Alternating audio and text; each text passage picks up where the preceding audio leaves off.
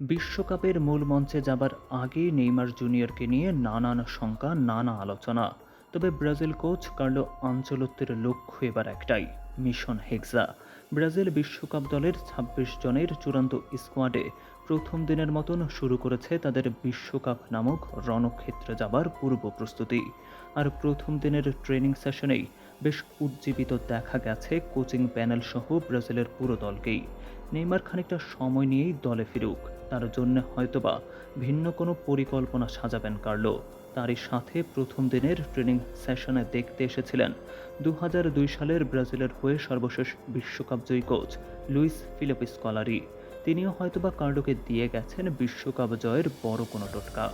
তবে আপাতত সৈন্য সাজানোর দিকেই বেশি নজর থাকবে কার্লোর। কাকে কোন পজিশনে খেলাবেন সেটাও হয়তোবা নির্ধারণ করে ফেলেছেন তিনি। তারই সঙ্গে ব্রাজিল দলের প্রত্যেকেই দৃঢ় প্রতিজ্ঞ। তারা তাদের লক্ষ্য সম্পর্কে সচেতন। তারা জানেন কি করতে হবে ব্রাজিলে ষষ্ঠবারের মতন বিশ্বকাপ শিরোপাটা ফিরিয়ে আনার জন্যে।